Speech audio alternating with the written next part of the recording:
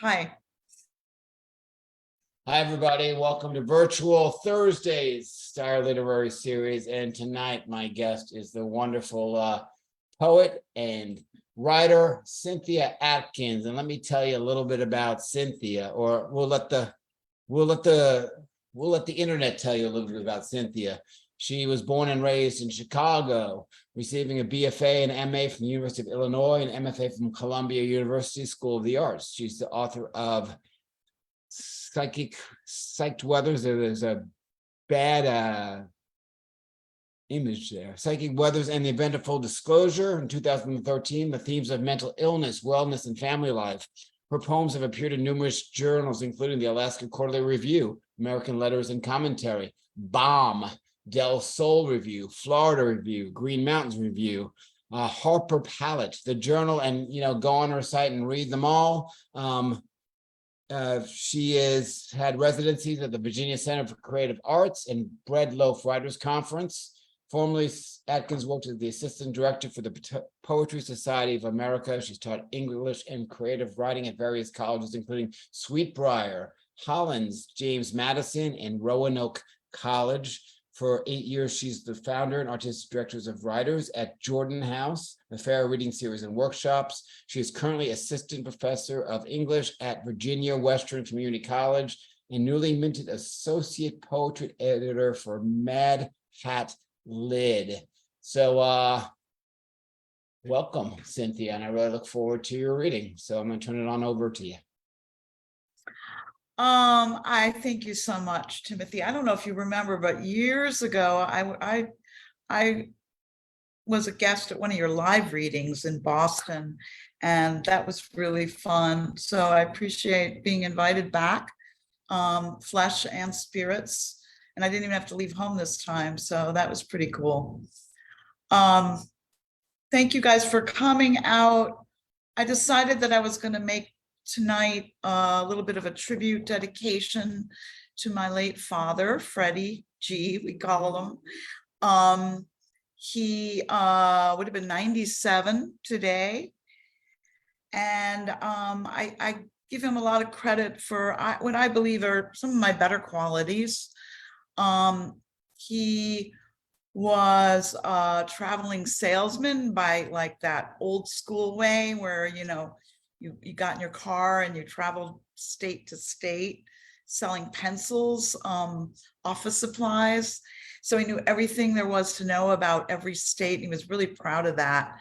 And he was bipolar by that years ago when he got ill. We called it manic depression. And then somewhere along the way, it became bipolar.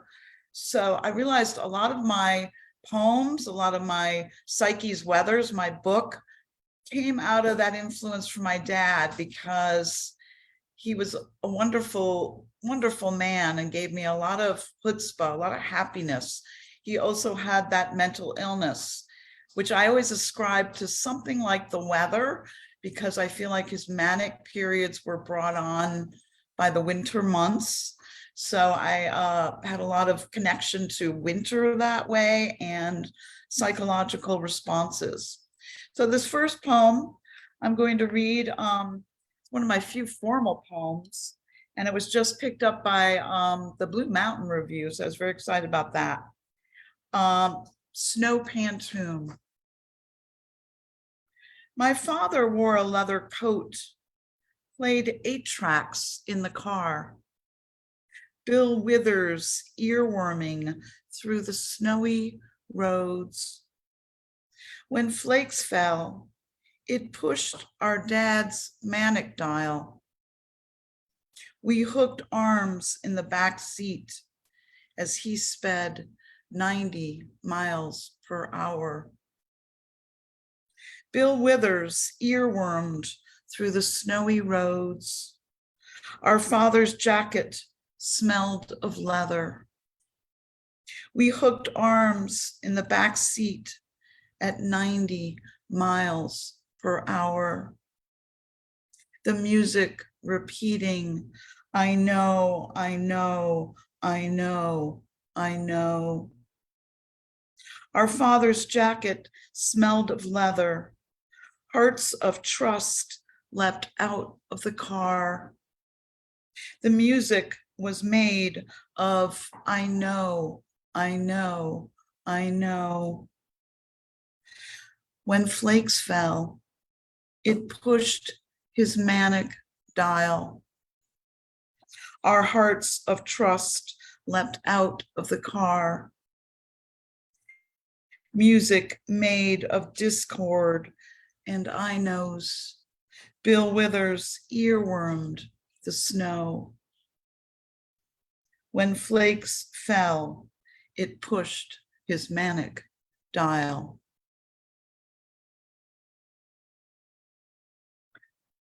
One of my few, I don't write a lot of formal poems, but sometimes when you find that you don't have anything going on, trying a form, giving yourself a little homework, a little assignment is always, get you going anyway.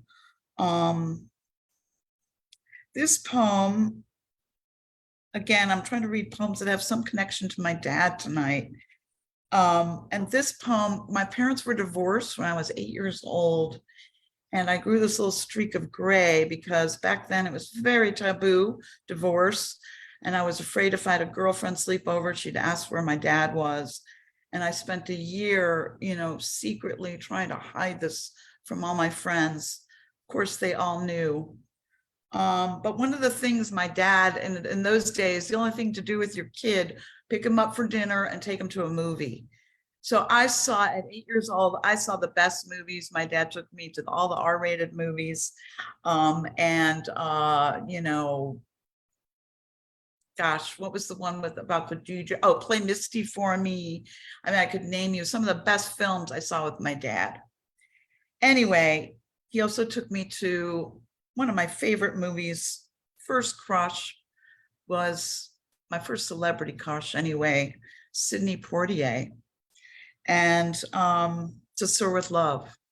So I always connect this film to my dad and all the great films he took me to when I was 8 and gave me good taste in films and men too. On the day Sidney died, I was doing long division on a grocery list when my schoolgirl eyes closed for good. My heart stopped, clenched like a crisp rose into my fist. My first love parted to the cutting room floor. But it was Lulu, a mini skirt, purple eyeshadow, black eyelashes, like thread that stretched to another wide-eyed girl's town. Singing on key, she let me know it was okay to love another human, one with skin dark as a coffee bean. Teacher's pet, I was a rough cut, awkward at 10, making Xerox copies in the faculty lounge. I thought of Sidney's dimples in front of his class. I wore plaid knee socks. I had bruised knees. In 1972, we had a maid, Irma. She dusted the banisters. The dog barked at her. She came off the train from Racine. And that was my context for Blackness. Sitting in the dark theater, To Sir with Love, with Lulu, so cute, so English, a sexy troubadour of this complex world. I wanted to be her with her Brit accent and her city edge. I wanted a mini skirt, an orange raincoat, a thick belt, crinkly white go-go boots. I wanted to taste life, From the suburbs, I watched sirs gaze, a gate, a portal out of lily white living rooms. I saw his soul, his crisp buttoned shirt, his moral compass. I longed to kiss his lips. He spoke to our better angels. No, it couldn't have been just an act. Timothy, you said about 7 minutes, and I think that probably covered something there. So, I would really love to hear another one, if you have it. okay, It's wonderful, it's beautiful stuff. thank you. Here's a new one from my book in progress called Our Honeymoon of Sorrows. I write a lot about mental health, I hate to use the word mental illness because I think it's one of those very sexy terms that gets your attention, but I want to remind everybody that mental health is everybody and all of us, not them. And one of the things I'm interested in is kind of writing a new paradigm about mental health, that you're not a bad, it's not a bad thing if you have issues on the spectrum. It's just another part of you. So this is one of those poems I'm trying to work with that theme. Dear happiness, call it my manic season, but I've come to understand that I'm at my happiest when I'm multitasking. Yep, clean up on aisle 3. I'm at the ready. I'm hanging curtains to the moon. I'm baking bread and dripping candle wax on old bottles of a new self, juggling my flaws like colorful little balls. I'm tending to the minuscule matters, looking for the multifaceted crime. This is how I sweat to purge the body demons. I'm having a lurid tea party with all my imaginary friends. Shh, this is a small town. I cross-spotted cows off my list. I held the smell of my father's leather coat, his essence. I played hopscotch like it was the only thing that mattered in the world.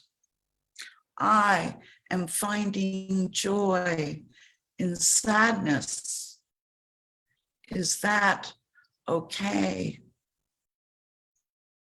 I am disbanding all my brand names and codes so that I can grow this extra arm, this extra flabby arm. Call me the goddess of multitasking. I can climb down every rabbit hole. I'm holding the sun like a disco ball in the bipolar ballroom of despair. I can color out of the lines, break the laws. I can step over every impediment. Let the mirror images of an inner self reflect my little girl, warrior, savior, survivor. Do over, grinning from ear to ear. Wonderful. I'm so glad I asked you to read an extra one. So let's get on with the questions. And Jennifer Martelli, I'm gonna turn her statement into a question. She says, I love a pantun, but I can't write one. And that was beautiful. So What kind of language or poetic language ends up making the best pantun? Well, you're probably asking the wrong person because I don't write many formal poems myself. I also faked a lot of that with the pantun. It's not an reason I workshop with somebody who does write formal poems. She assured me that was not a faithful pantun. So I say, break the rules, write it the way you want it, and find a way in, and then break the rules. And that's Not a bad thing to know how to do things too, but I'm kind of dyslexic that way. I've always had a hard time reading manuals, rules, things like that have rules. I mean, I used to just kind of think I was lazy, but I think it's really kind of a thing with me. So I can do something halfway. Let's put it that way. I wrote a half-assed pantun, but it was good for me and it worked for me. That was I really enjoyed that poem. And we have a question from Robert who said, tonight you shared about your father. What's another themes? And how do you come to write about that particular theme? My dad was just a really good influence in my life. My parents were divorced. My mother was not a good influence. I mean, I had a really difficult relationship with my mother. So I probably overcompensated with my father. I think I could have robbed a bank and he could have said, wonderful, you're wonderful. My mother, on the other hand, I never got a compliment from her until like the last 20 years when she really truly flipped and became 360, quite a beautiful person. So I'm very lucky. I almost feel like part of my dad's spirit entered my mother. I don't know how that happened because they're divorced. The funniest thing my son ever said to me, he was about 4 years old, and he knew my parents separately, had never seen them together because they were divorced. And he looked up to me and we were doing something at the kitchen table, and he looked up to me in a very innocent way and he said, "Did your parents ever meet?" And I just had to go, oh yeah, all right. And that's all he knew, context wise, they never were in the same room together. Anyway, yes, I think was very influenced. That leather coat comes up in a lot of my poems because the smell of it, he wore it, ad nauseum. And I just found out a couple of weeks ago when I visited Chicago that his wife had given it to her daughter, that leather coat. And I saw her and she told me that she's going to give the leather coat back. So I'm going to give it to my son. And I think it, comes full circle that way. So that leather coat is kind of in a lot of poems. So that last question was about themes, and I happen to have one about themes. So you had a book that came out in 2007, which was Psyche's Weather, and then 2013, Event of Full Disclosure came out, and your new one came out around 2020. So with those time jumps between books, do your themes change? And also, if you notice, if you're writing something, do you ever be like, well, that's like a 2007 poem? Like, yeah, well, Still Life with God. I mean, are you ever done writing God poems? I don't think so. That book, I was always trying to write the pinnacle poem and I never did. So I don't think I'm done with that subject. God. I want to write a poem every year about crickets because crickets are my muse. And I'm trying to write the best cricket poem. But I always write about mental health and family and self. Social media, I think we are all addicted to social media. I think it's a terrible illness. And I think it's an addiction. And I really do. I think I find it getting more and more fractured. I can't just be on one thing. Now I got to be on 10 things. And the little family that I had on the one thing, all of a sudden now it's fractured into 20 other places and Substack and good, it's doing us a lot of harm, I think, because I remember, I'm so old. I remember getting up in the morning and having coffee and just having me, and that was it. And now, before 10 o'clock, I've interacted with 500 people, 300, 400 of them I've never met before. I've never heard their voice. It's weird, it's a weird way we're living. Well, But besides the, here besides tonight, so thank you, you know. besides your views on consumerism and social media, my question is, and how it fractures people, how do we stop those within themselves to stop being fractured into political sides? For example, Twitter's now the Republican social media, and it's so hard to do that. Is there a way, like, are we just so broken? Is there a way back? I think we are pretty broken. I hope there's a way back, but I mean, I'm certainly, I don't know if poetry is going to solve it. I think people, as William Carlos Williams said, let's read more news. And people don't read enough poems. And I think there would be a little bit more erudite, a little bit more understanding of other people. It's pretty ugly world we're living in. I don't have a lot of positive. My dad would find something positive to say. What's positive? I saw a really good commercial finally with Kamala Harris. I think they're finally putting her a little bit forward, and we need her. We need her to look really good. And I think Martin Scorsese or somebody needs to make some commercials for our Democratic people and make them like shine. We need a little art in the politics. Agreed. Oh, speaking about coming back from, let's go back to writing, because Brandon has a question. Do you have a favorite place to go to, or a specific hobby which ends up offering you more inspiration for your poetry? Since the pandemic and maybe before, I take almost a nightly drive. We have beautiful sunsets here in Virginia. I have a secret spot, take a couple of people. I like to go up there around sunset. Sometimes I scream in the car. I listen to music. I write, think about the poems I've worked on that day. To me, there's something about being a car that's like really one of the last places of privacy that we have in this world. So there's something about the car. I've written a lot of poems about being in cars too. So I think I lost your question there, but yeah, that's a place I love. I love my writing desk, and I live on a river. I mean, you can't get a much better vantage point out my window. So I'm from Chicago, where, it was very flat. I've really come to love the mountains, be very inspired by them. I love how you've just managed to answer all the questions I already have on paper through the other questions. So I'm gonna have to skip around on my own cheat sheet.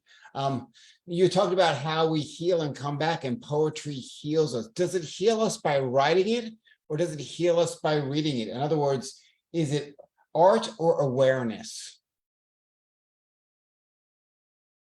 Oh, I think it has to be both, right?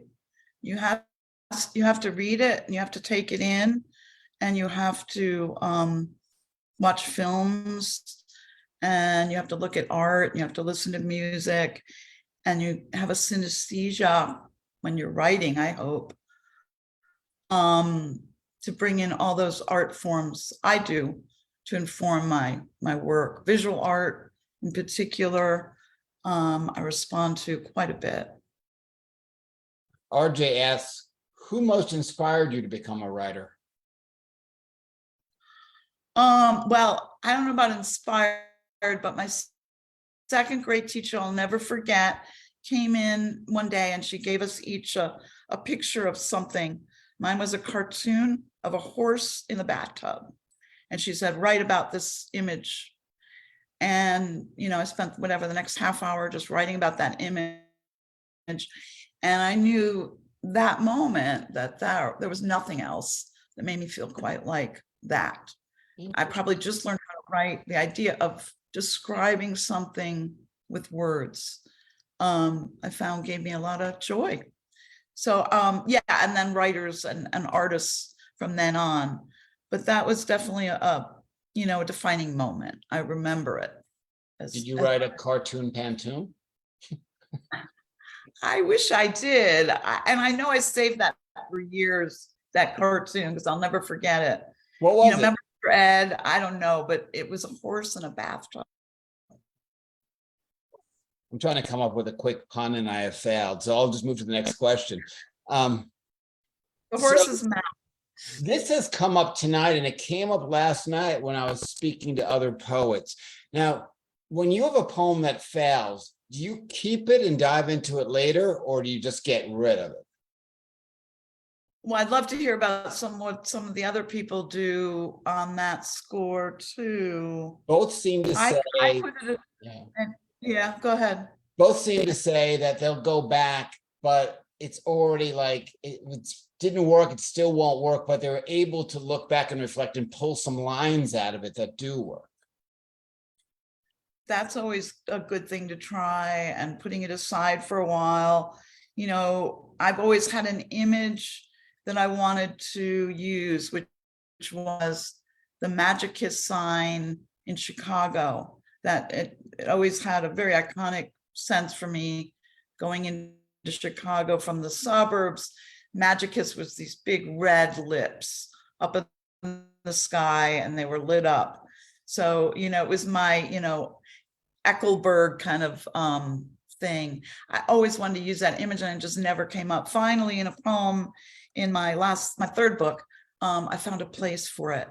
But it always, you know, that image just kept coming up in other poems and I never could use it.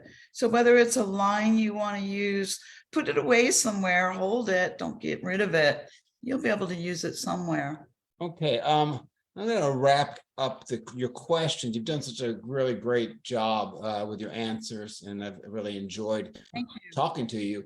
So you've lived in Chicago, you went to school in Columbia, and now it looks like you live in kind of a rural area. So tell me about your sense of place and how it affects writing for you.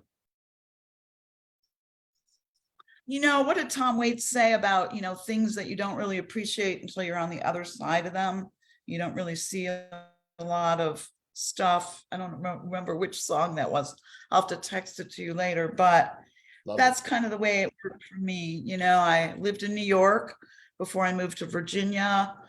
I am a Jewish Southerner now, and in a very small town where, you know, Confederate flags fly. I did not feel when I lived in Chicago or New York that I needed to wave my Jewish banner. But here in a small town in Virginia, I feel like I need to. I feel like I need to represent a body here that is underrepresented. So that place thing, you know, I think comes at you maybe when you're not in that place, maybe when you move away from that place and you see it from a different vantage point. So yeah, you can't take the Chicago out of the girl. That's for sure. Well, once again, thank you so much for being with us. And if you are watching the stream on Facebook, come on in with a link and you can be part of the open mic. And thank you for joining us. Again, we're off next week on summer schedule, but it's really interesting. My next guest is Katie Moulton, who wrote a book about grieving her father through Tom Petty's death. So that should be hopefully it'll be uplifting. I'm anticipating it to be an uplifting and interesting read. Cynthia, your books are wonderful. Where can people find them? Oh, you can find them at Bookshop. I always recommend that because it might take a day or two longer, but they always support your local bookstores. So Bookshop, Amazon, Barnes and Noble, all the you know, obvious ones. You can order it through me and I'll sign you a copy and make you a bookmark. And there is the last book, Still Life with God by Cynthia Atkins. So thanks once again. Thank you, Timothy. Thank you for coming, everybody. I look forward to hearing your poems.